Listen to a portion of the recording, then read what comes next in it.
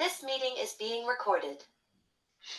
Hello, welcome to this talk in the ALAC speaker series. ALAC stands for the Association for Informal Logic and Critical Thinking, and I am Donna Warren, Vice President of ALAC.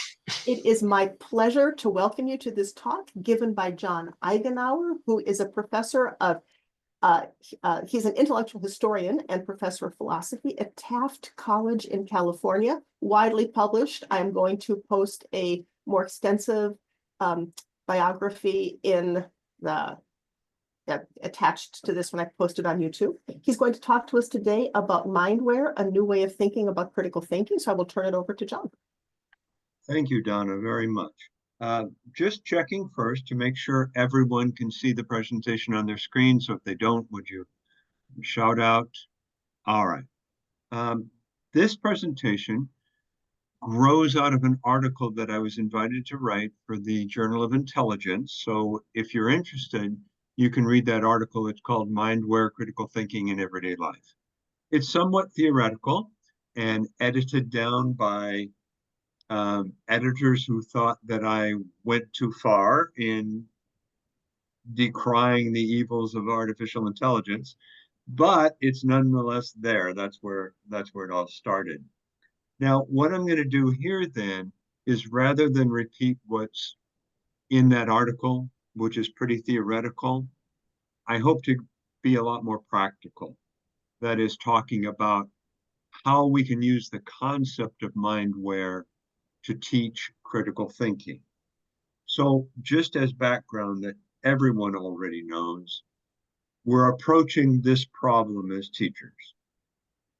That the default mechanism among us, our students, everyone else, is system one, which is lazy and automated and heuristic. And the challenge is moving students into system two thinking, which of course is more deliberative, more resource intensive, etc. That becomes a challenge because, as Kahneman says,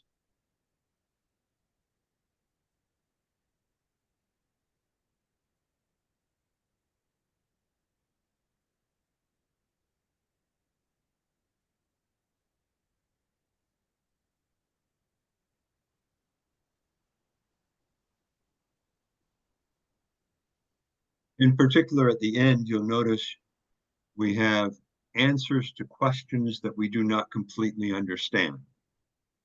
And so consequently, what happens is we think we know when we don't know. This evidently is a neurological phenomenon, not a cultural one.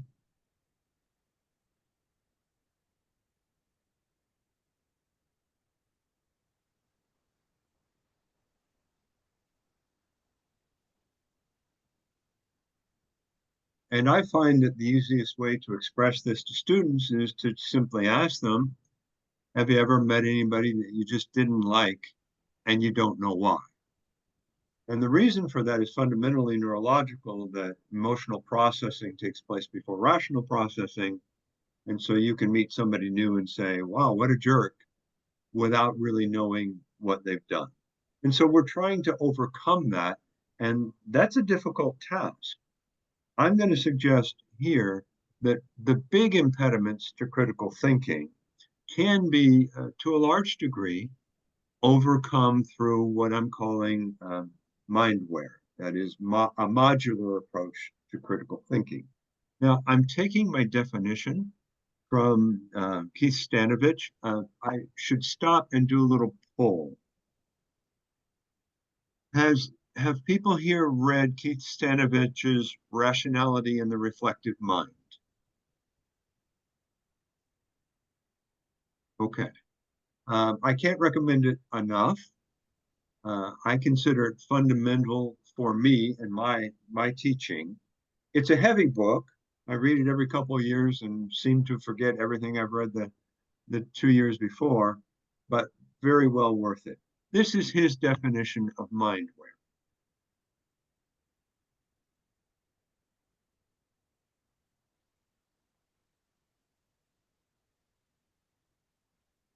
So he's written 4 books. He's a brilliant writer and he makes up terrible titles. So the book, What Intelligence Tests Miss, is actually a really good book, despite being just an awful title. Who would pick that up in Barnes and Noble? Nobody. But it's really, really a good book.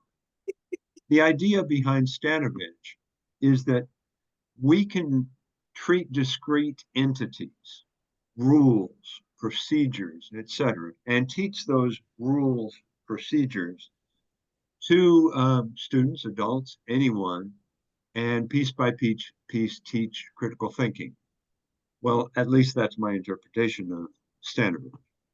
And so what we're doing on a theoretical level is we're moving from a conception of critical thinking that thinking is naturally heuristic.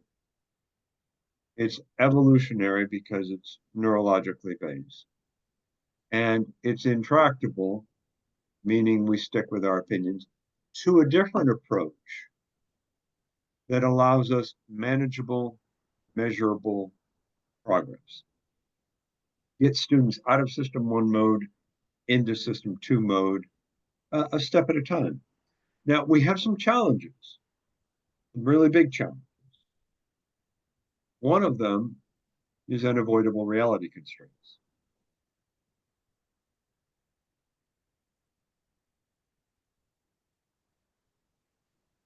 So I think you can probably guess when this cartoon came out in the New Yorker. It's obvious from the content. And I mention it because we are at a disadvantage as instructors of philosophy or critical thinking, because in much of what we do, there are no unavoidable reality constraints. Let me tell you what I mean by that.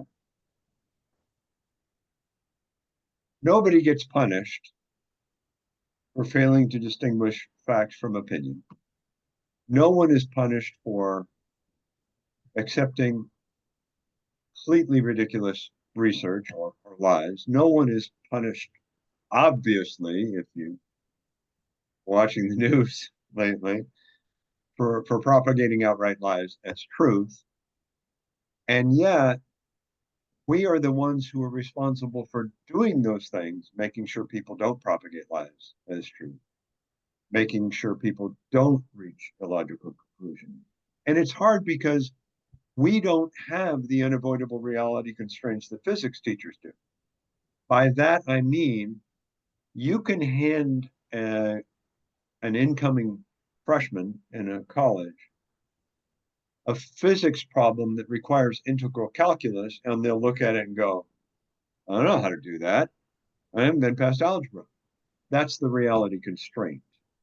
You ask them, who would be the best president of the United States of America? And despite being 17 years old, they know, and you don't.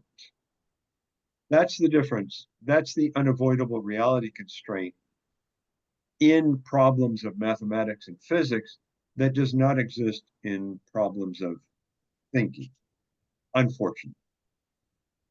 Now, this translates to a concept that I really like from Stanovich, known as a Mindware gap.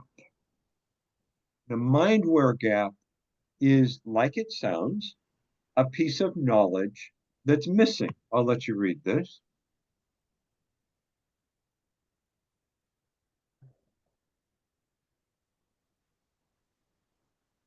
So again, there are verification procedures out there that anyone could use, and they're available, but commonly they're not.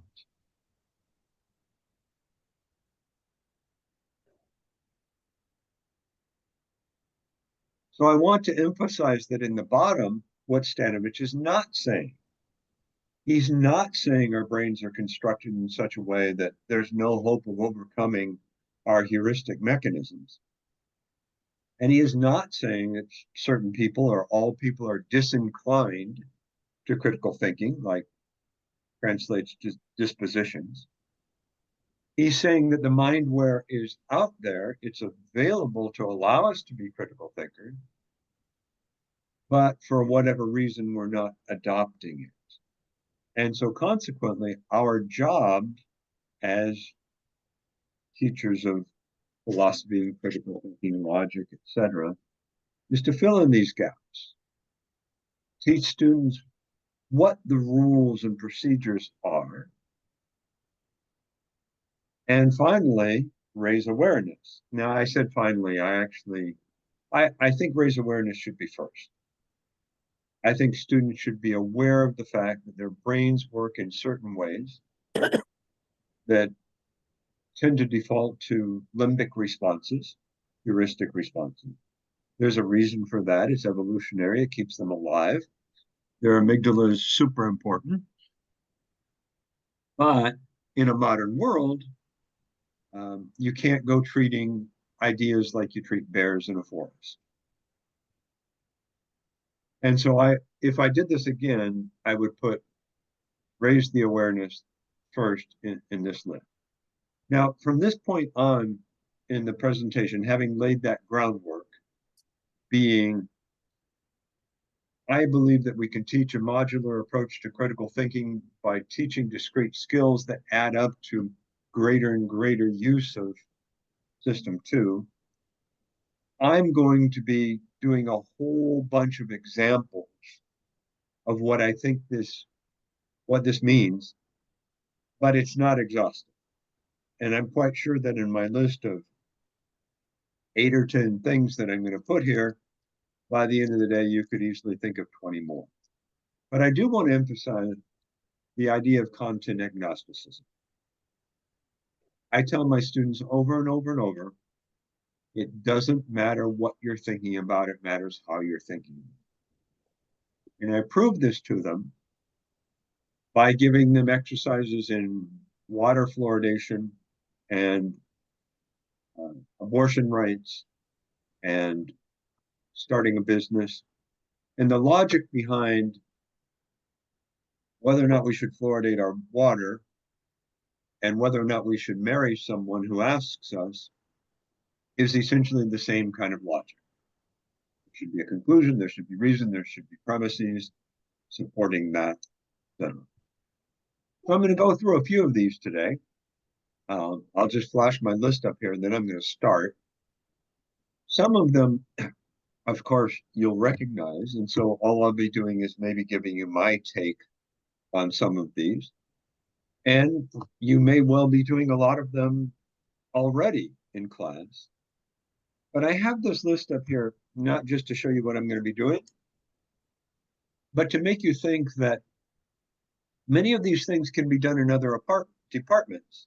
And if we can get other people in other departments to say, I'm teaching critical thinking in my stats class, I'm teaching critical thinking when I'm teaching focal variables in my psychology class, and students hear that message, this is, I think that's really important. Because otherwise we get siloed. I'm the critical thinking teacher, you're the physics teacher, but there's a lot of crossover. And because there's crossover, there's support, there's dialogue, there's all kinds of really good things that can happen. So I'm going to start with one that I like a lot. Alternative explanations. And we'll do an exercise here that I do. I want to emphasize that this is a function of System 2, not System 1. And so by merely doing the exercise, we're forcing students into System 2 mode, which is exactly where we want them to be. So I'm going to take this chart, the most and least trusted organizations. I'll let you look at it for a minute before we do the exercise.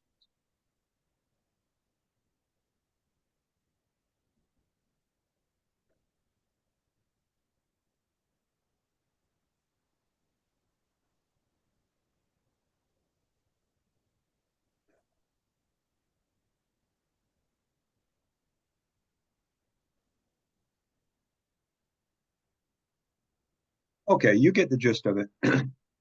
Some industries, for whatever reason, like technology, are more trusted than others.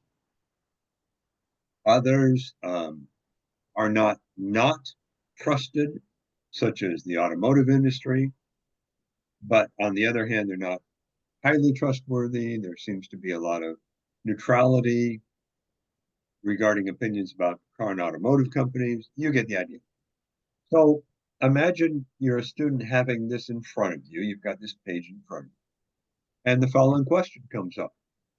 What explains the government being the least trusted? Now, let's take a minute.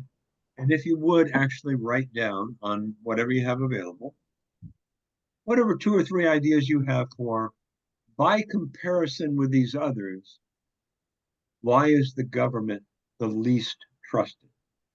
Anything you want to write.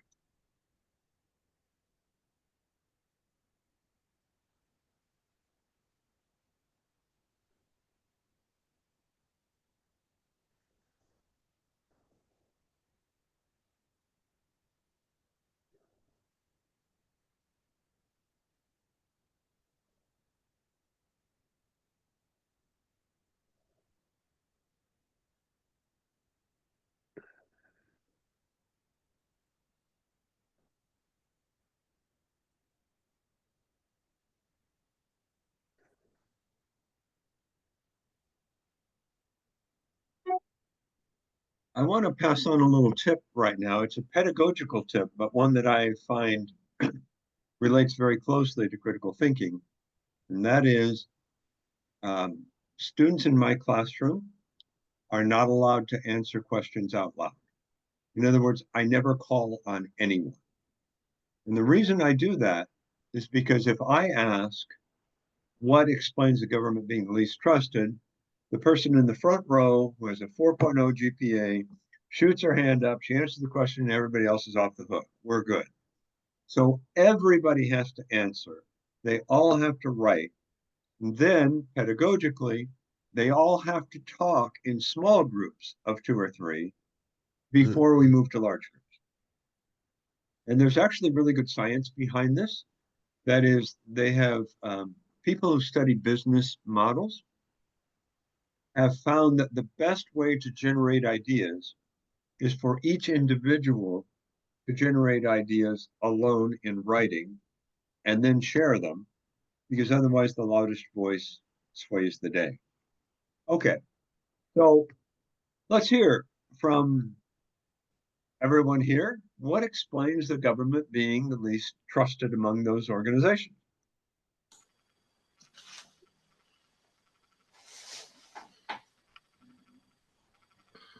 Don? Let me offer one explanation. How should I put it? When things go well, that doesn't make the news. When things go badly, that makes the news. So, in part, sort of a sampling bias with regard to stories about government, waste, corruption, and so forth versus efficiency and all. Fantastic. Thank you, Frank. Keep going. Anyone? I have a friend who always points out that the government has a long history of lying to us, and is well documented, and therefore should never be trusted. Very good. Very good. Give me another one, please. I'm going to go a slightly different direction, because governments, being political, are constantly required to address controversial, hot button, and sometimes zero-sum predicaments. You notice how different those answers were? That's just fantastic, because otherwise it could be one answer. Donald, I think your friend is going to just say, well, it's because they've always lied to us. Well, no, there are some other things here. Have you stopped to listen to Frank and Andy? Because they've got some good ideas. Someone was going to speak and I cut you off. Sorry. Yes, I was thinking about the fact that promises are not held, and it goes in the same direction that the idea that the government is lying or things like that. But especially political promises before elections. It gets even more complicated. Thank you. Now, the point that I'm doing this for is not to point out flaws in government or even flaws in decision making.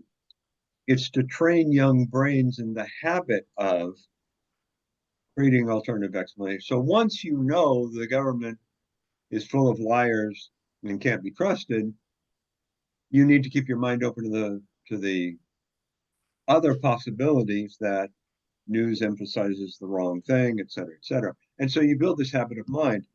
I have found that this can be done in any classroom and it doesn't matter the topic. So you can literally take this exercise, drop it on a desk for the first 5 minutes of physics class, tell them we're training our brains to be able to think in a variety of ways. Students will do it and then go back to physics. I've seen it work.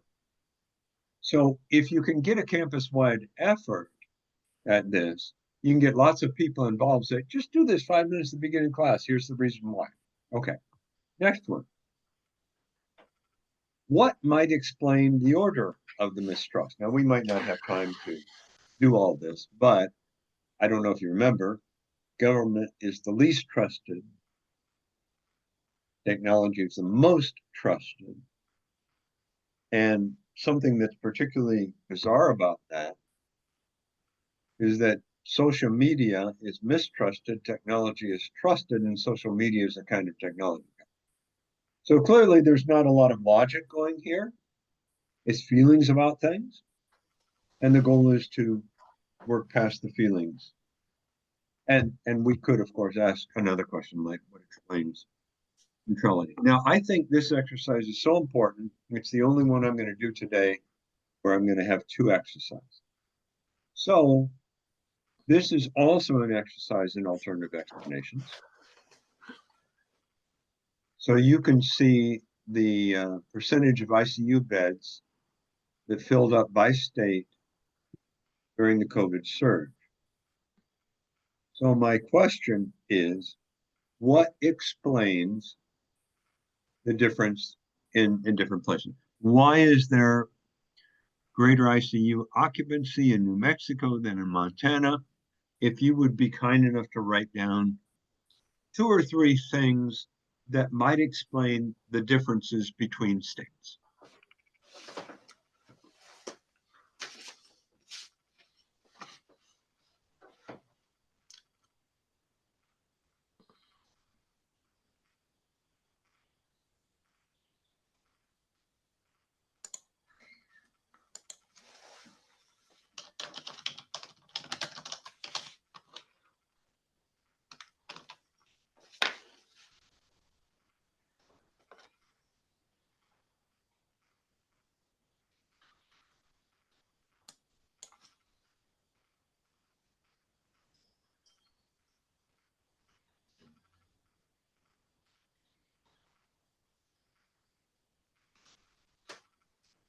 All right, we've made our point. I'm sure you have all the answers, but I have to move a little more quickly because I was supposed to talk 30 minutes and I've already talked 20. So, for example, you may have put things like varied vaccination rates, the number of ICU beds, the health of the population, whether or not people smoke, the age of the population, how far it is to the hospital, and whether or not you can even get to the hospital.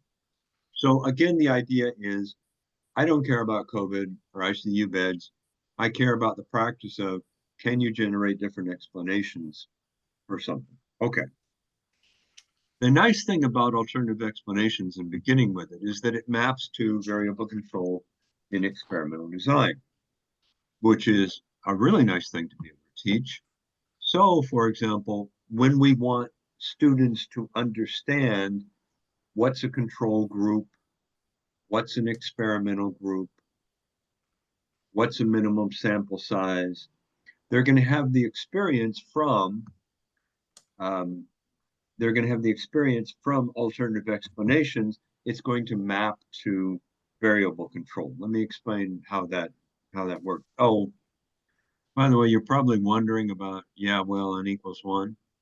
I was on the campus at UCLA one day, and a young lady had a t-shirt on that said, yeah, well, n equals 1. So I had to ask. She was a math major with an emphasis in probability statistics, meaning I don't care about your anecdotal evidence. I thought it was beautiful. I call it the my Aunt Martha problem, meaning my Aunt Martha got knee cancer and she rubbed castor oil on it and got better. Therefore, castor oil cures knee cancer. And of course, we want to think in large numbers rather than small. Okay.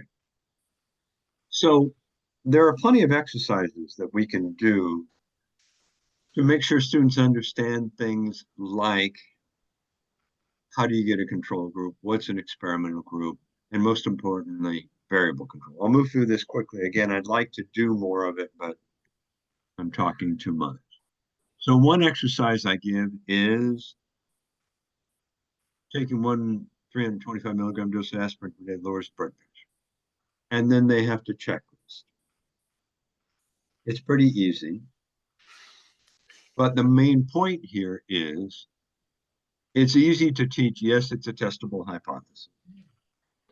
There should be a minimum sample size of 30 people. Control group should be that group that we do not act on, et cetera, et cetera. But what I make them work hard on, and which they find very difficult to do, you'll see at the bottom of the screen, which variables need to be controlled for. So, high blood pressure among a 25-year-old population and a 75-year-old population are very different. High blood pressure among an athletic population and an overweight population are very different. And so they have to come up with all of the factors that can mess up your experiment: age, weight, underlying conditions, etc. And those map backward towards alternative explanations, meaning, why do you have high blood pressure? Well, because I eat a lousy diet. But maybe it's also because you don't exercise enough, because that's the effects of age and you can't get around it, maybe you have stress in your life, et cetera, et cetera. And so these two fit very nicely hand in hand. And I also think they can be used in a number of classes.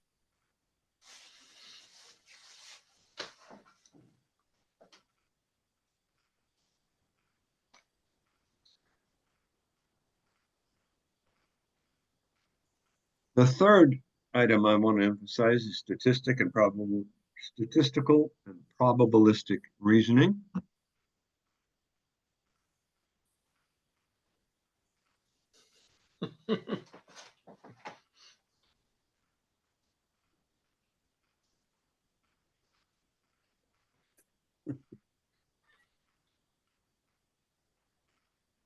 So you can probably guess that if you put this to, like Jay Leno's Man on the Street question, people are going to say, well, it's probably French. Who else wears a beret and one of those goofy red scarves, and probably means more than 50%.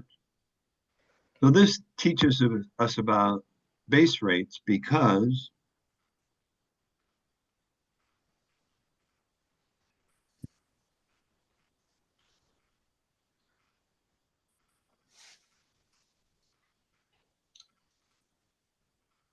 Stanovich lists statistical and probabilistic thinking as one of the key elements to being a rational person.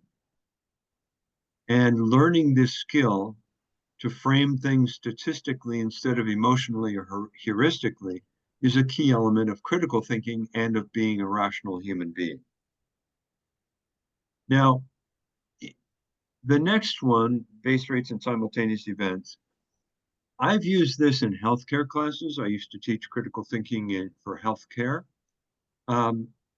because I wanted students to understand the probabilities that there's a certain disease within their patient that they're maybe overly concerned about.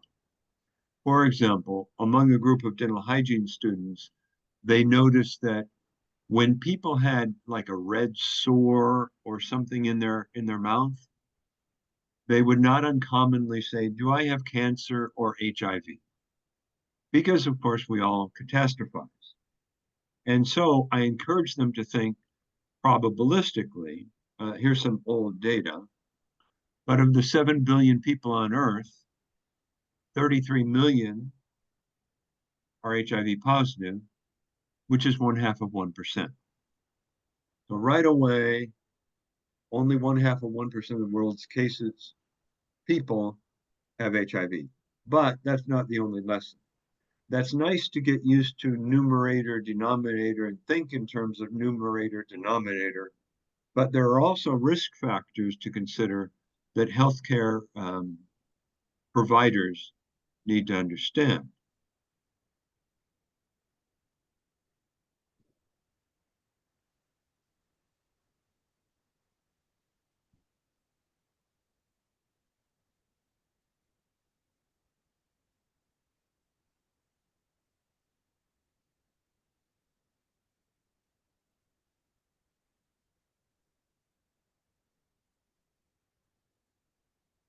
So framing this emotionally, if you have a patient, for example, who's worried about something like, is this red spot on my skin or in my mouth HIV?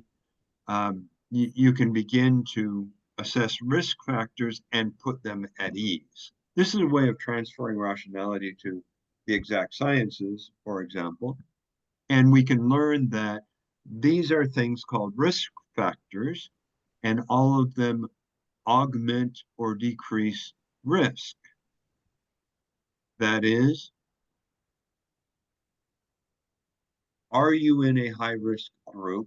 Did you use a condom during sex? How many times did you have sex? Okay, we're looking at 1 in 50 million chance. I think you can safely calm down. Now, again, this hits home because it's something personal, my health, field, but it also teaches the lesson of go back to numerators and denominators and what does it mean to enhance probability through risk factors. You can say, you can update this.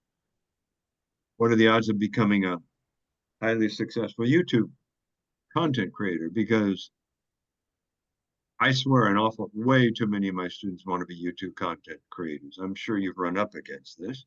And so all you need is a numerator and denominator to figure it out. How many YouTube content creators are there? There are 64 million. How many earn more than 100K a year? 2 million, 2.5 million. That means you've got a 4% chance of earning $100,000, and it'll probably take you 5 years to get there. Okay. Now that's reality.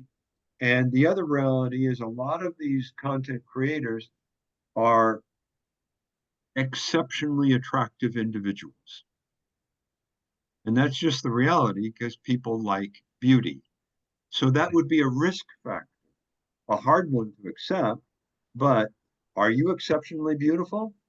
Well, that's going to cut that down from 4% to 1% then.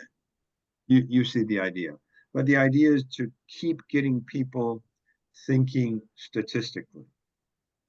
Now, my favorite term from this presentation, sorry, I'm just moving through without any transitions, is focal variable. And there's some really interesting research that indicates that, let you read.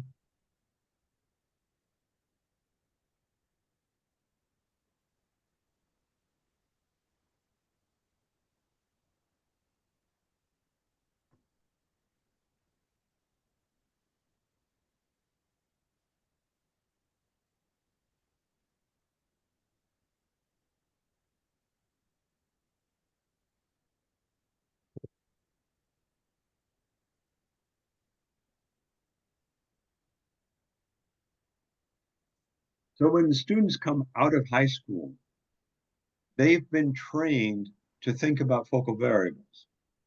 They've done force equals mass times acceleration. And if I know force and mass, what's the acceleration? And that's the way they've been trained in physics class and other classes, because that allows you to do lab experiments that actually come out working. But of course, the real world is not like that. Matter of fact, the real world is full of really complex scenarios. And so I have found that one good way to teach this is to have students do scenarios. So examples from teachers that I've learned. One business teacher I know does very complex spreadsheets And every variable that changes, that is the amount of money you put into advertising or where you're located, whether or not you have a storefront, et cetera, changes all the other variables and allows students to do some balancing. How much do I want to invest here or there? Because your business isn't successful only because you do advertising. It's successful for a whole variety of reasons, or it fails for a whole variety of reasons. And there are other scenarios. We have a psychology teacher on my campus who does a really nice scenario about survival. I've worked with someone in criminal justice. We do scenarios about identifying terrorists and what are the factors that you're used.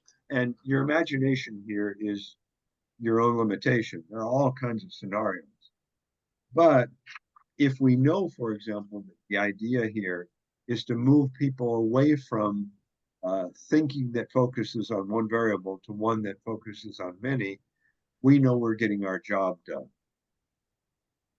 Now, I want to pause because I'm more than halfway through, just to ask some questions because I've done a lot. Does anyone want to ask me anything before I move to the other examples? I'm already going too long.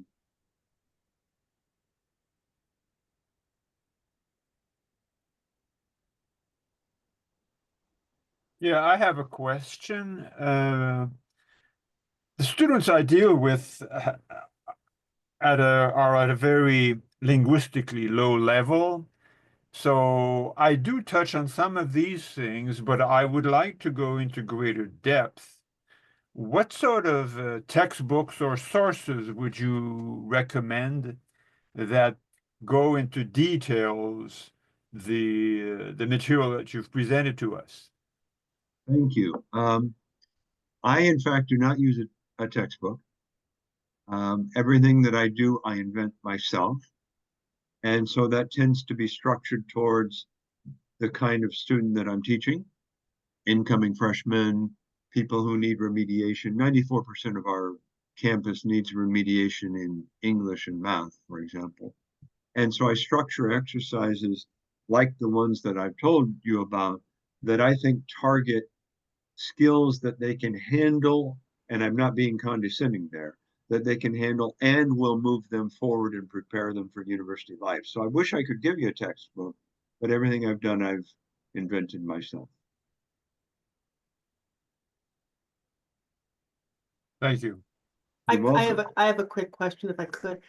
Is it possible that you could make some of that material available to interested people who request it? Sure, I'll just send it all to you. Excellent. Thanks so much. Okay. I don't know if you remember Common Core, but one of the things Common Core tried to teach was estimation, and it fell on its face because teachers didn't understand the importance of estimation or how you do it. So I want to recommend a book, Super Forecasting, because estimation is taught over and over and over in that book. It's where I learned about estimation. There are steps, that is, there's a methodology for learning estimation that's very valuable. If I invest in this thing, whether it's financially or emotionally or time-wise, what can I expect? What can I estimate to be my returns emotionally, financially, socially, et cetera? So you see it covers a broad spectrum of things. Now, the question, as you saw here, is how many piano tuners are there in Chicago? And normally I'd like to talk through this with you, but I'll just move through it. So if we want to know how many piano tuners there are in Chicago, we have to have a bunch of data.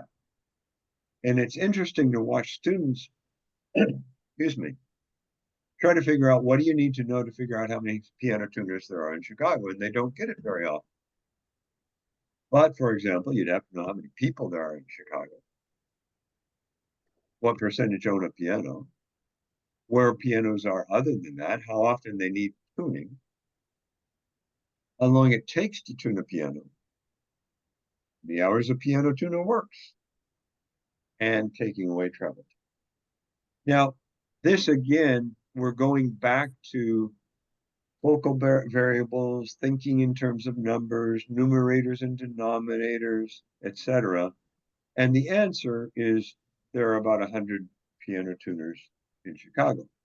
Because if you know that there are 4 million people and all that data, you can just set up a spreadsheet that says there's 100 piano tuners in Chicago. And this then becomes a teaching point in a business class. If you're a piano tuner and there should be 100 piano tuners in Chicago and there are 112, well, I don't know, you might want to consider another line of work. But again, it's emotional investment, it's monetary investment, it's social investment, investment of time in estimating. Now, I had a petroleum company tell me that they needed to understand this. So I threw this in really quickly because some questions that surprisingly a petroleum company was not asking was, who needs the energy? Is that a growing market?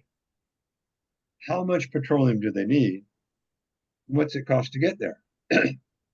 Now, this is a New York Stock Exchange listed petroleum company that wasn't asking for fundamental questions because they were making guesses about what the estimation of that market would be. Should we do it? Should we not? Without understanding basic. And so this can go to a business class. Students can learn to do estimation in order to do questions about marketing. The fun part, I guess, this is you ask students about movies and opening day weekends. I've done this and they happen to really like this. And so they start by guessing and they learn about things like, how do I modify my baseline guess? They learn how wrong they can be. Most importantly, they learn about prediction modification. I'll show you in the next slide what that means. So I think it's going to make $80 million.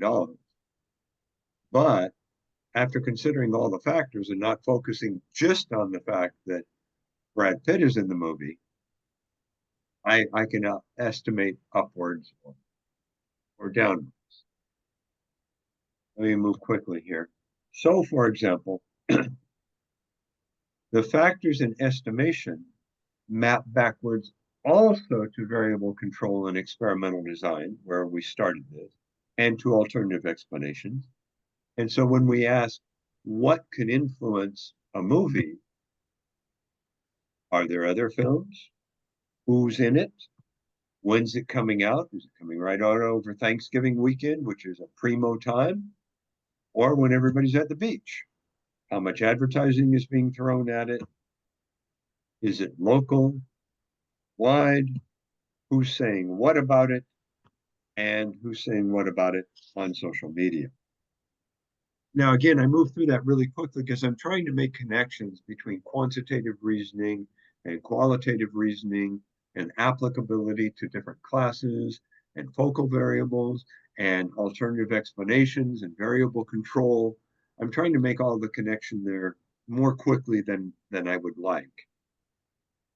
When one gets done with these kinds of exercises, we hope that, so when you do your student learning outcomes, students should be able to learn things like, how do you get quantifiable metrics? How do you understand numerical complexity? How do you go about modifying what you believe? In other words, overcoming cognitive intransigence. How do you list the concrete steps, which we call metacognition? What's the interplay between all these things? Can you describe for me as a student how all these things fit together? And can you even put them in the form of an experiment? Now, gosh, I am running out of time. I'm going to skip the next one on risk assessment. It's interesting, but less important than the next one. I'm sure all of you are aware of argument mapping. And for me, argument mapping and argument creation is the fundamental skill in critical thinking and a Mindware component that can be taught. This is an exercise, you see the numbers that I do, where students get a piece of paper numbered 1 through 17. And those 17 individual pieces of information I call premises. They have to organize the premises by themes and infer something from like premises that I call a reason, and then infer from many reasons a conclusion. So an easy one, if you look in the middle of the page at 10 and 17, number 10, a bunch of people have been put to death, released from death row after they found out they were innocent. And 17, 39 people have actually been executed and probably were not guilty of the crime. That can lead me to infer that innocent people may be put to death. The one above it about the constitutionality of the death penalty. Taken together, all of these reasons can lead me to believe the death penalty should be illegal. And it's perfectly possible to put together one of the other side that says the death penalty should be legal. And that's a good exercise too, so that they can see varying viewpoints. I have a ton of exercises about this, happy to share them. It's what I start class with to give the foundation of how do you make inferences from pieces of evidence that are reasonable.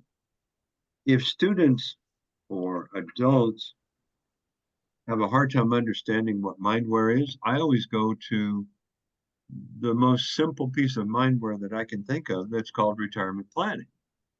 And if somebody had told me at age 25, here's what you got to do. You got to save some of your money. You got to put it away in an account. It's got to accumulate interest, and you got to plan for the long term. I wouldn't be here today. I would have been on the French Riviera 10 years ago, because that's a piece of Mindware that's really simple to comprehend. I just nabbed this off of Dave Ramsey's website. There are other ones. And it's a perfect example of what is Mindware. Rules, procedures, strategies that you can draw on to make better decisions.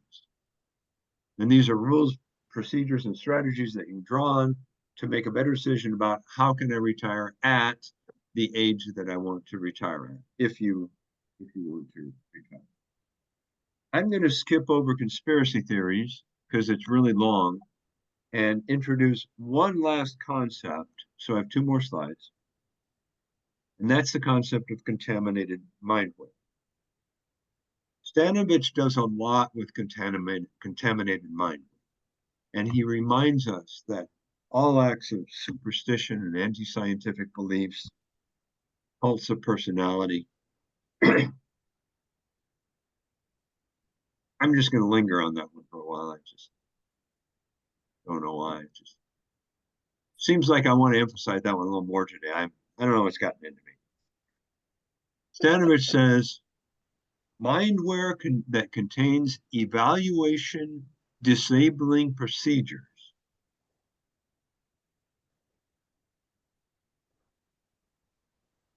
punishment, rewards, thwarting of evaluation.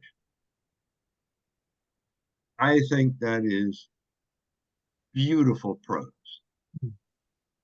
Before I read Stanovich, I had never thought of the concept of evaluation disabling procedure ever.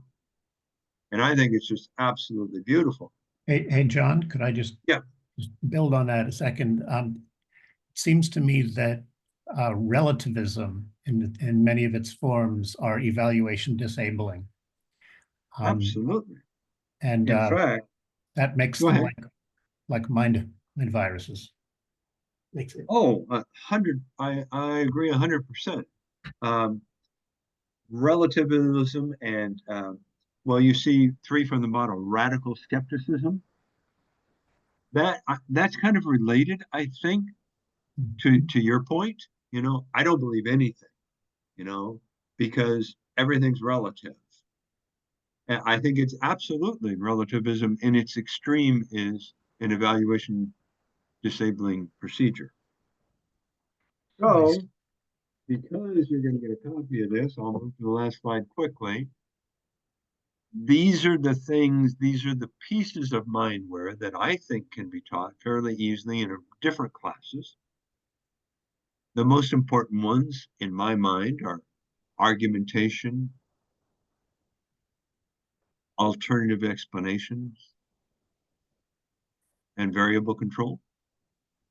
But by spreading this beyond the philosophy department, I mean, as long as we're talking about colleges, I think there are a lot of cooperative people on our campuses who would tackle critical thinking if they saw it as, I got to do my little 5-minute piece here to contribute to the overall campus level student learning outcome of enhancing critical thinking, in my opinion.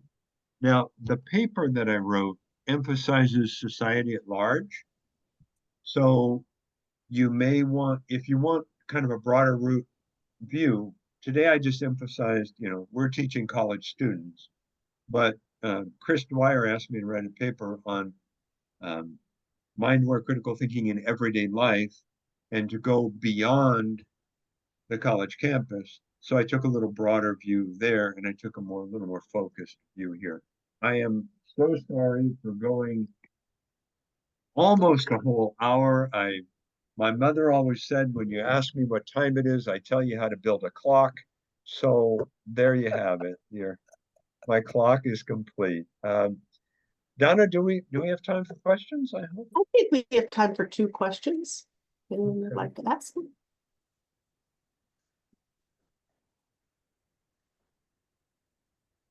I guess I have one if nobody else has one. I love this. I'm very excited about it. I think it's fantastic. One reason that I tend not to teach the fallacies in my class is that they can seem like just an unattached list of things, right? And I like to hook stuff on a conceptual framework. Is there a concern that by listing different mindware modules, it can also appear to be an unattached list? Or do you have an overarching conceptual framework that people can use to hook them on? I tried to emphasize the interconnectivity of things like experimental design and alternative explanations to address that problem. However, there are discrete skills that can seem like they're just out there. Estimation, for example, that doesn't, or risk assessment. It may not fit cleanly into the rest of the model, but if it's presented as, there are a whole bunch of pieces of mindware like retirement planning, and if we can give these things to these students, even if they seem disconnected, they're going to be better thinkers. So yes and no, it's a problem. I don't teach fallacies either for the same reason, because it's just a list, you know? And I think you make a valid point. It can seem disconnected. But I also think that if you think about it long and hard, you can find ways to make more connections even than I have done. Right. Yeah. I don't really see that as an objection. I was just more of an observation. I'm kind of perhaps Yeah, a question for my own thinking going forward with this. Yeah. Well, I could see it arising outside philosophy departments. I could see my chemistry teacher saying, or a chemistry teacher saying, well, yeah, well, this is just a bunch of discrete things. Well, why is this on me? So I see your point. I have a question. How do you test your students? How do you evaluate them? What sort of feedback do you give to them? Because in order to develop skills, we need practice and feedback. And what you're doing is, I think, wonderful and also complex. which means that students would need many opportunities to revise and correct themselves. So what's your pedagogical magic bullet? Claude, you are my new best friend. Thank you for asking that. My number one magic bullet is I've stopped teaching. Let me explain that. So, for example, this argument mapping that you saw. We spent about 3.5 weeks doing argument mapping, starting with the most basic one, ending up with highly complex ones. This is one in the middle. This is called a medium level. And in every given class, I might speak perhaps 5 to 10 minutes in an hour and 15-minute class. And during that time, I tell students, this is your job. What you got to do. They're trained in how to use the software, trained in how to do argumentation. My job is to go around, look at your work, give you feedback, just-in-time feedback, meaning in the moment you don't understand, I have to be there to explain it to you. Encouraging a lot of conversation. You should be talking to your neighbors. Do these two premises actually mean innocent people may be put to death? Is there a better way to say that? And so in answer to your question, the entire year, I might give 3 lectures. And the rest of the time, I'm giving them exercises to do from very basic to very complex. When we get to the complex, I promise them it will be a little bit harder than the test. Then we do the test, and that's my methodology. Thank you. You're welcome. Well, I see that we are at 11 o'clock and I want to be attentive to everybody's time and respectful of it. So I would just say thank you so much, Dr. Pleasure. Eigenauer, for a fantastic presentation. This will be up on YouTube later on today. And I would, I will be reaching out to you because I think this is great stuff and I want to implement it. And I'm sure you would be happy to have other people reach out to you as well if they have questions. Of course. I put the first slide up there with my email address on it. Wonderful, wonderful, wonderful. So I see this is the beginning of a conversation, yes. And just in case, Donna, I'm not going to disconnect right now, just in case the conversation needs to continue. So absolutely. I'll be here if anyone chooses to. That's continue. fine. That's great. Thank you, I will Donna. stop the recording now. Thank you so much. Have a great day.